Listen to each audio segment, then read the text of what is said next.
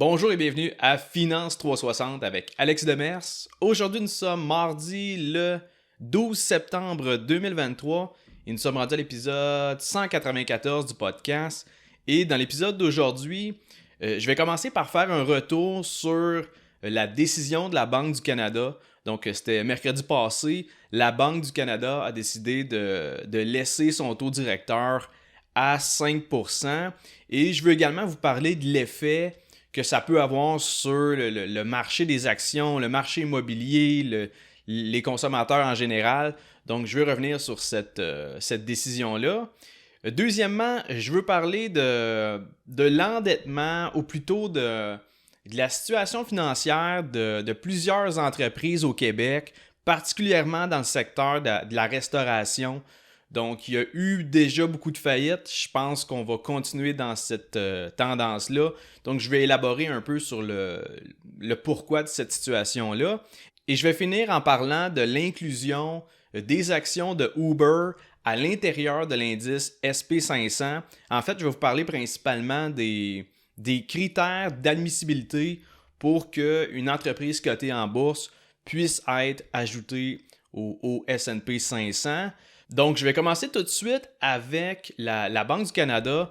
Donc, en réalité, comme on l'avait pas mal tout anticipé, je pense que c'était le consensus pas mal pour tout le monde. La Banque du Canada a décidé de maintenir son taux directeur à 5%. Donc, ça reste inchangé. La dernière fois que c'est arrivé, une hausse, c'était en juillet. Donc, c'est sûr que mon point par rapport à ça, c'est que la pause du côté de la hausse des taux d'intérêt depuis juillet, ça crée un peu le sentiment que la Banque du Canada a terminé les augmentations du côté de son taux directeur et que rapidement, elle devrait même se tourner vers une baisse des taux d'intérêt. Au fait, on parle déjà d'une réduction des taux d'intérêt au printemps 2024, donc autour du mois d'avril. Et il y a deux raisons, en fait, qui expliquent le relâchement un peu de la politique monétaire. C'est que de un, l'inflation, elle semble être revenue sous contrôle. Même aux États-Unis, ce matin, on obtenait l'IPC pour le mois de novembre et l'inflation a ralenti à 3,1%. Donc, on s'attend un peu à la même chose pour le Canada. Et deuxièmement, l'économie canadienne affiche vraisemblablement des signes de ralentissement.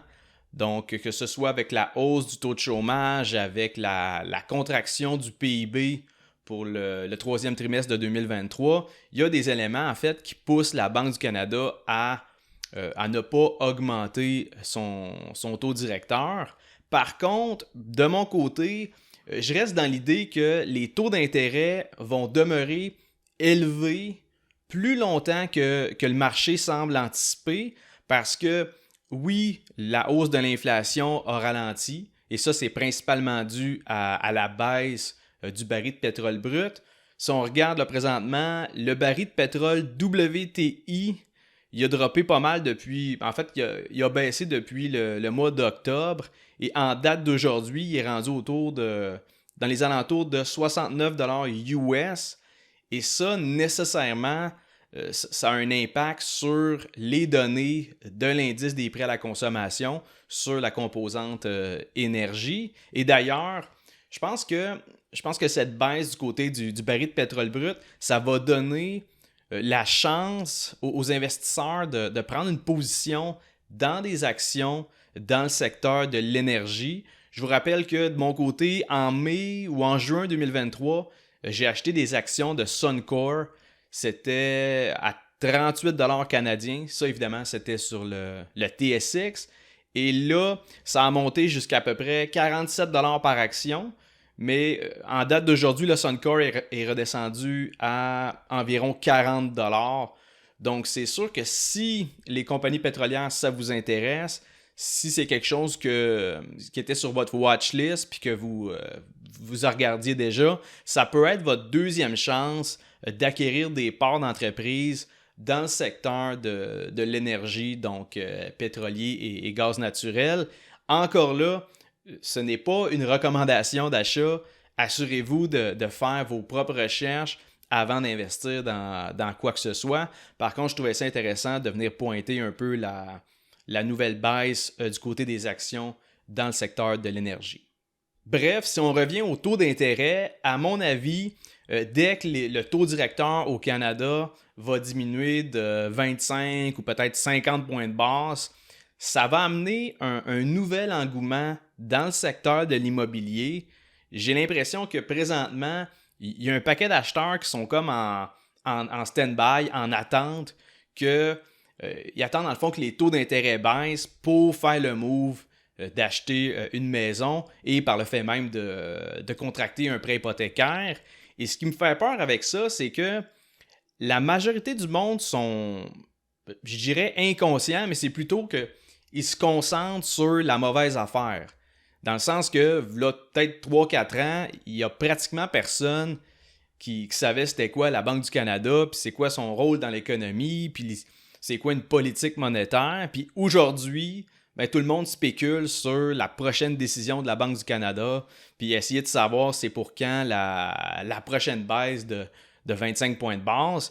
Mais comme je l'ai dit dans le dernier épisode, le grand public se concentre sur la réduction du taux directeur, des taux d'intérêt, au lieu de s'inquiéter de la santé de l'économie et surtout de la dégradation du marché de l'état du marché du travail. Déjà, on peut le voir avec le secteur bancaire qui a déjà connu quelques coupures. Il y a également le secteur des médias, donc que ce soit avec TVA, Radio-Canada, tout ça. Il y a eu des coupures d'effectifs et tout ça, je pense que c'est seulement le début d'une vague de licenciements qui va affecter différentes industries, que ce soit dans le manufacturing, le commerce de détail, la restauration, je vais en venir.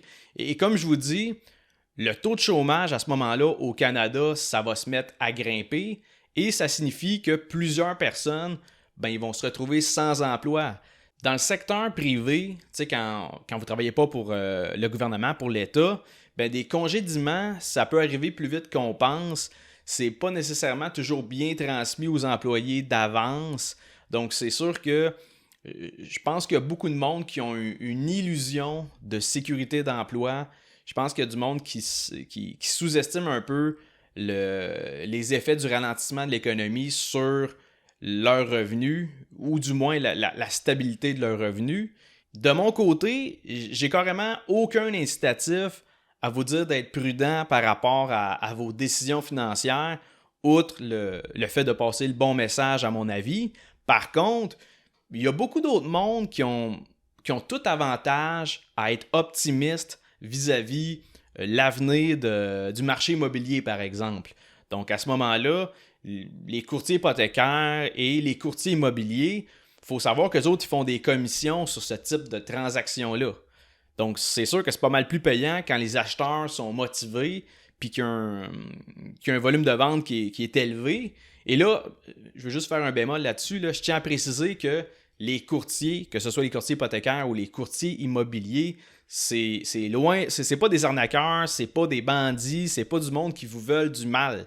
C'est juste qu'il faut comprendre que ce n'est pas leur job d'évaluer si c'est un bon move financier ou non de faire l'achat de votre maison à ce moment précis-là. Le courtier hypothécaire, lui, va tout faire pour que ton dossier soit approuvé et le courtier immobilier, lui, va s'arranger pour te présenter les bonnes maisons puis que finalement, il y a une transaction qui ait lieu.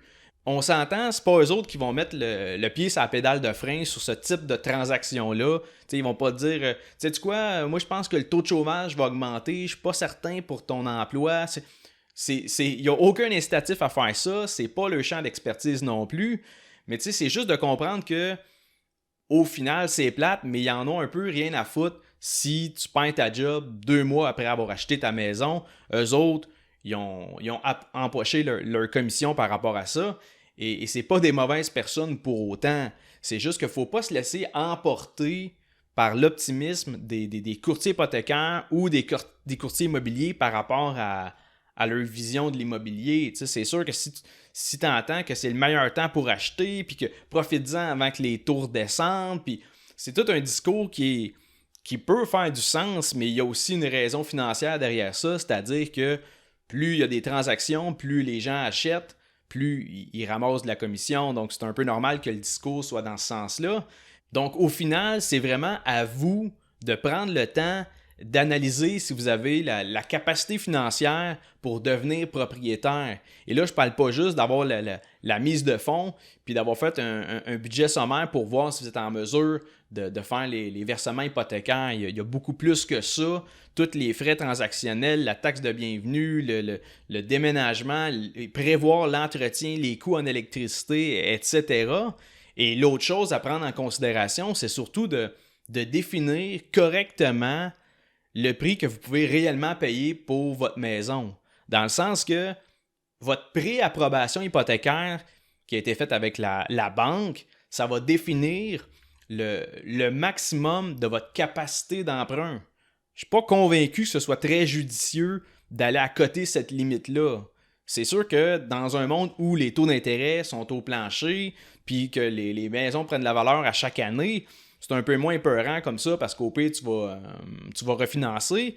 Mais tout ça pour te dire que présentement, le marché de l'immobilier, il tourne plutôt au ralenti en termes de transactions, en termes de volume de vente, surtout comparativement aux 2-3 dernières années qui ont été très mouvementées. Et là, j'anticipe qu'il y ait beaucoup d'acheteurs, des acheteurs impatients qui attendent la première baisse du taux directeur pour faire l'achat de leur maison. Donc, je vous dis seulement de rester prudent puis d'éviter le FOMO, la peur de manquer le bateau parce que tant qu'à moi, il y a beaucoup trop de gens qui surestiment leur sécurité d'emploi et également leur coussin financier pour la prochaine année à venir.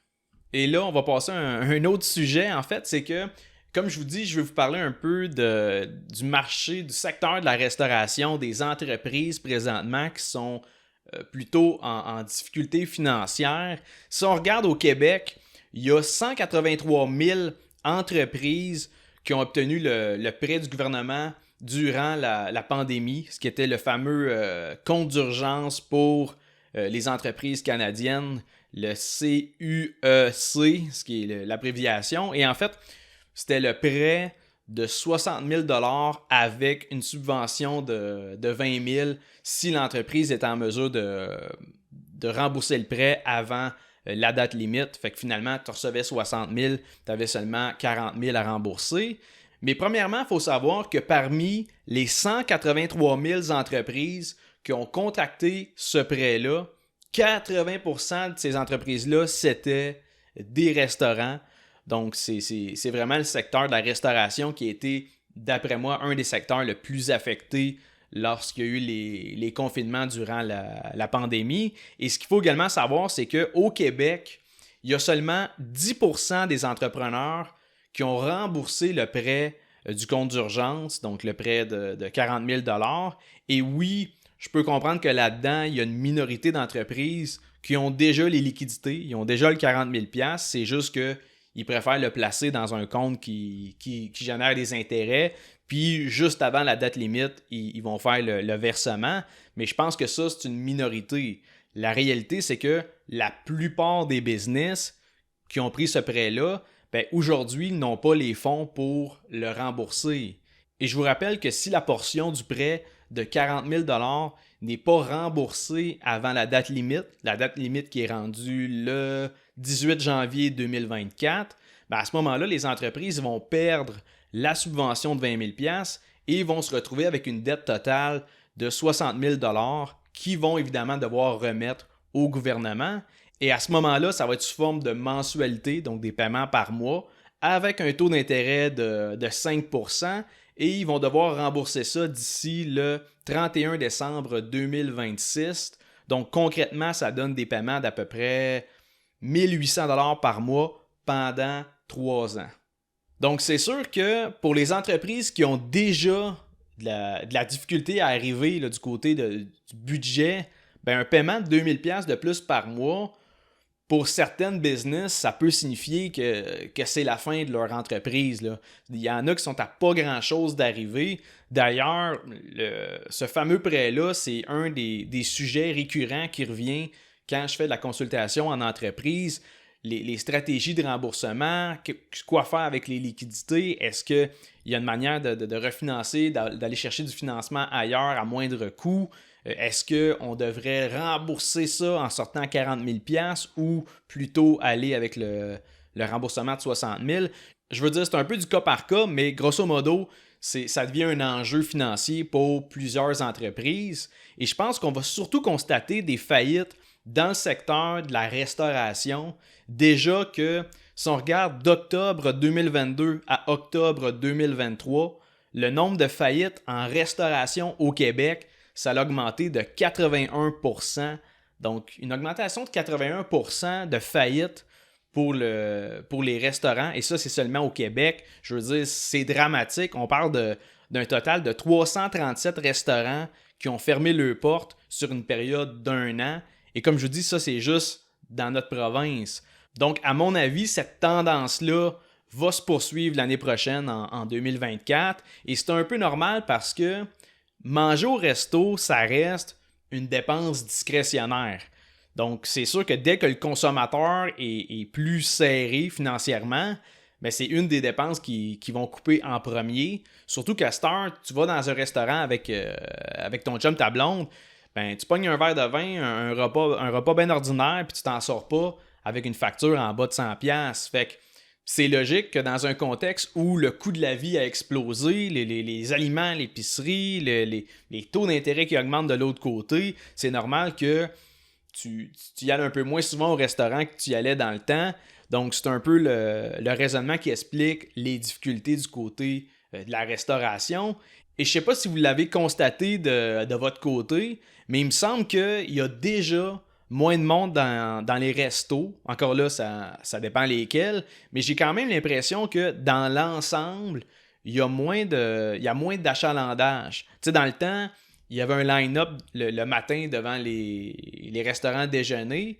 Puis, même principe, le soir, t'arrivais, il y avait un paquet de monde dans le lobby qui attendait après une table.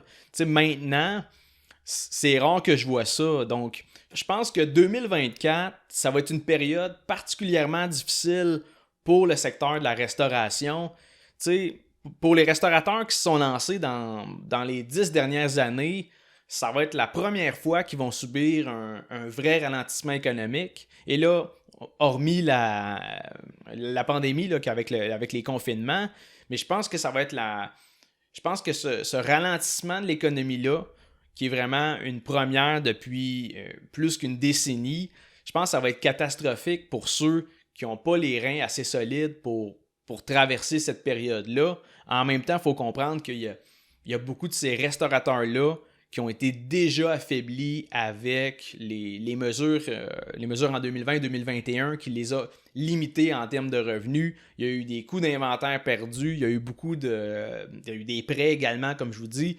Donc, c'est sûr que l'année à venir, si jamais il y a moins d'achalandage puis qu'il y a une baisse des revenus, je pense que ça pourrait être la goutte qui fait déborder le vase du côté de la restauration. Donc, c'est un secteur à surveiller au courant de la prochaine année.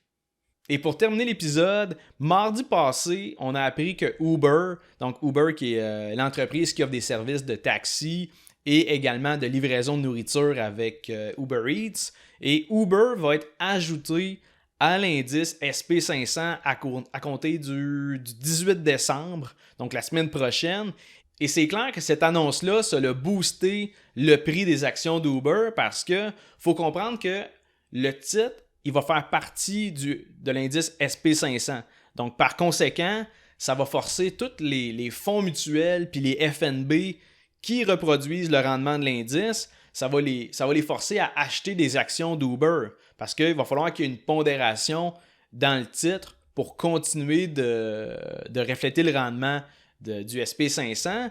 Et c'est pour cette raison-là que les investisseurs achètent déjà des actions d'Uber avant même son inclusion dans l'indice SP500 parce que les investisseurs y anticipent la pression haussière qui va venir lorsque les gestionnaires vont devoir acheter obligatoirement les actions d'Uber pour qu'ils fassent partie de leur portefeuille. Eux autres, ils n'ont pas le choix de le faire. Il faut continuer de de reproduire le rendement de l'indice, donc il faut un exposure à Uber.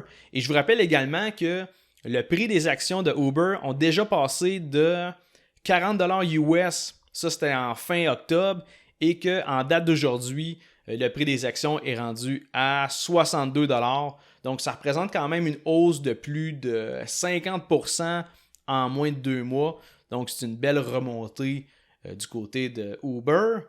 Et l'inclusion de ce titre-là dans le SP500, ça m'amène à vous parler des critères d'admissibilité pour qu'une entreprise soit justement ajoutée à l'indice SP500. Premièrement, comme vous vous en doutez, le SP500, c'est un indice qui regroupe les 500 plus grandes compagnies aux États-Unis. Par contre, petite précision, là, même si c'est sûrement l'indice le plus surveillé dans le monde, le SP500, ça ne reflète pas concrètement l'économie américaine. Ce que je veux dire par là, c'est que la pondération dans les titres à l'intérieur de l'indice, la pondération est calculée en fonction du market cap des entreprises. Donc, plus ta compagnie est grosse en termes de capitalisation boursière, plus ta pondération dans le titre, dans l'indice est élevée. Et la conséquence que l'indice soit pondéré selon le market cap, ça fait en sorte que les plus grosses compagnies comme Microsoft, Apple, Nvidia, ça contrôle pas mal la direction de l'indice. Autrement dit, disons que l'ensemble des big tech sont fortement à la hausse, mais que de l'autre bord, il y a 80% des entreprises qui sont dans le rouge. La valeur du SP500 pourrait quand même monter parce que les big tech ont un poids énorme sur la direction de l'indice boursier. Mais si on revient aux critères d'admissibilité pour qu'une entreprise fasse partie de l'indice SP500, grosso modo, il y a 4 éléments à considérer. Donc, de 1, logiquement, il faut que l'entreprise soit située aux États-Unis. Comme je vous dis, le SP500, c'est les 500 plus grandes compagnies américaines. Donc, il faut qu'elle soit aux États-Unis. De 2, son market cap, il doit dépasser 8,2 milliards de dollars. Et le market cap, c'est en fait le prix de l'action multiplié par le nombre d'actions en circulation. Par exemple, disons que le prix d'une action ABC, le prix est de 20$ et il y a 10 millions d'actions en circulation. Si on fait 20$ fois 10 millions, ça donne un market cap de 200 millions de dollars. Donc, dans ce cas-là, comme je vous dis, le minimum pour rejoindre l'indice SP500, le minimum, c'est de 8,2 milliards de dollars. Le troisième critère, c'est que les actions doivent être très liquides. Et là, j'ai pas le choix d'aller dans un angle un peu plus technique, mais il faut qu'au minimum, 50% des actions en circulation soient disponibles pour le grand public. Autrement dit, qu'on puisse les acheter et les vendre sur le marché. Et les actions disponibles au trading, c'est ce qu'on appelle le float. En français, c'est les actions flottantes.